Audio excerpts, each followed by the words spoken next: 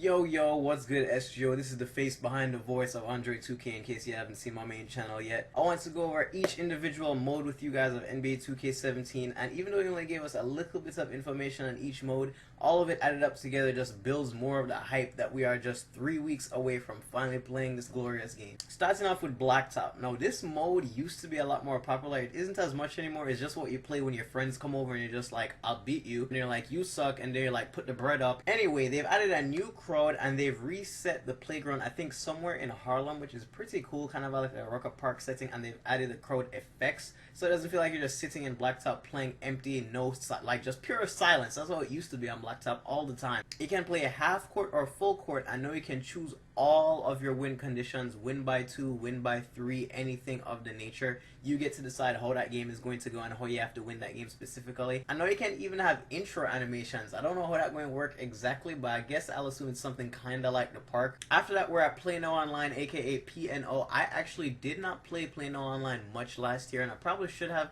because it was so much improved as to how it was previously, and I used to be a big rank match guy. I love just having a record and bragging about it. They've added new tiers, new leaderboards. I know you can even customize your matchmaking, and by that I mean you can choose what tier of players you want to face and what team you specifically want to face. I thought that was really cool, because I remember if you used a lower tier team and you would beat someone who was using a higher tier team like the Warriors, you would get hella extra points to, you know, rank yourself up. So even though you'd have to probably wait longer to find somebody using that team, probably won't have to wait that long to find somebody using the Warriors. But anyway, the point is that you can do that specifically now, which I thought was really cool. So now if I just feel like using the Sixers and finding somebody that's using the Warriors and just giving them that twerk work, I can do it. These were all my notes, by the way.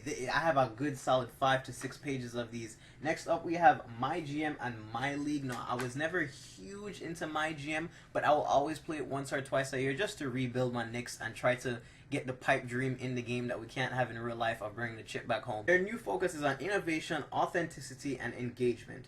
They even have a new mode or 2 new modes starting in the playoffs or start today, meaning from this exact date with trades and injuries updated, you can start your MyGM or your MyLeague right now with everything in the rosters updated.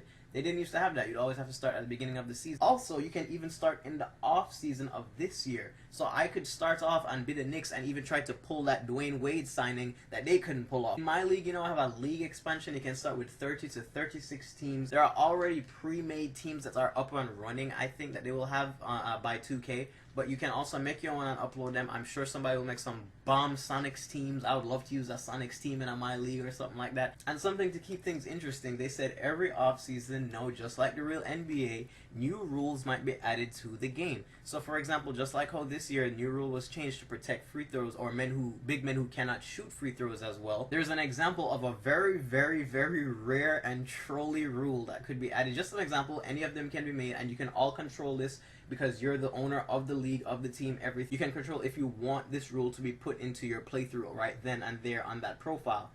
There's a very trolly one called Sudden Death, where every time you go into an overtime game, the first team to score will win the game and you'll just stop the overtime. He said that rarely happens, but it's just an example. He being Scott O'Gallagher, one of the main game developers, very cool guy. He said that very rarely happens, but it's just an example of one of the new crazy rules that could be thrown into the offseason to shake things up. And also now you can create advanced rotations and choose who is in the game at any given moment with whoever you want it to be. If you want to make sure that one of your starters is still in trying to carry on your bench, you can do that. You can make sure that this guy is in the game at this time with these guys. And I think that's very cool. It allows you to have more control over your team even when you're not exactly playing the games, because I'm someone that doesn't play every single game either. Sadly, they didn't really give us anything on the park. They've been keeping that very hush, and that's why we feel that they have something huge planned for the park this year, because they always have some kind of a trailer that has been dedicated to improving the park, and they've always talked about how they want to work on the park to build it to be something bigger every single year, but they gave us nothing. The people who came to test the game and see for the first time, they gave us nothing.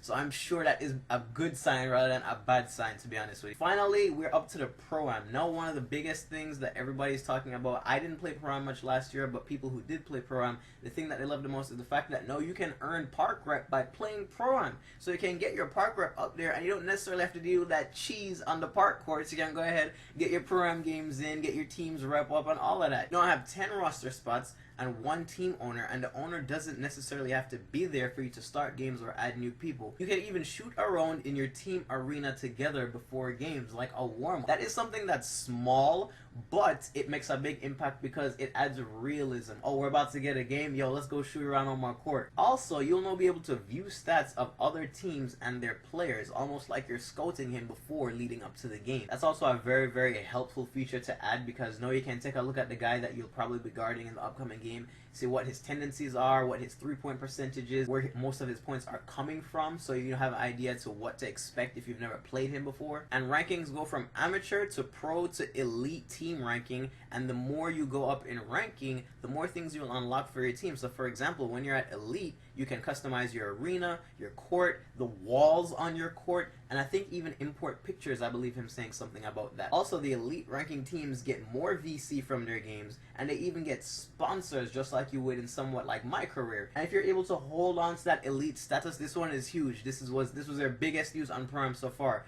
You will be able to receive an invitation to 2K's All-Star Tournament, which the reward for is a $250,000 prize and tickets to the All-Star game in New Orleans for your entire Pro-Am team. Say what?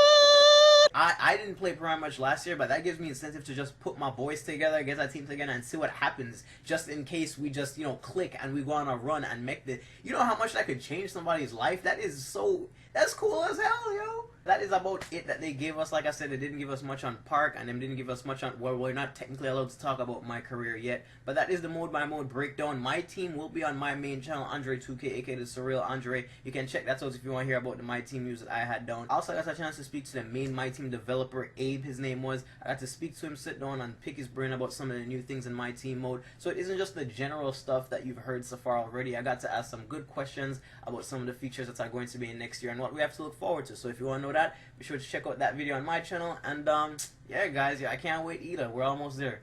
What do you think is the mode that made the biggest strides this year in 2K17?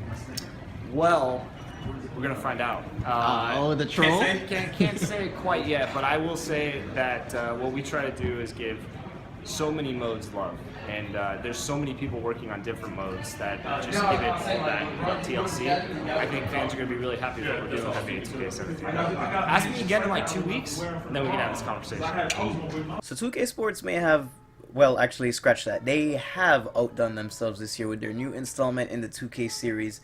I was able to have the honor of being invited to their annual 2K community team update and be one of the first people to play NBA 2K17, and I must say, from my gameplay standpoint, this might be one of their best pieces of work in years. The game is smooth, well-paced, realistic, and looks just fantastic, to be honest with you. So without wasting any more time, let's just get to it. So to begin the presentation that we saw, Jeff Thomas of Visual Concepts showed us the effort that was really put into revamping the look of the game and recreating how it looked in general. So at first glance, it might not seem like much, but when taking into consideration all the detail that was involved in it, it's kind of admirable, to be honest with you. So just to name a few things, the lighting and the shaders and the textures have all been redone to just avoid that kind of washed out look that some players had. And there have been 3D scans of over 300 shoes, Kobe's, the entire collection, from the Jordans to the Air Pennies, all of it is in there, and it is so well done, and it actually looks great. And something that I was requesting to be a bit more improved, even though 2K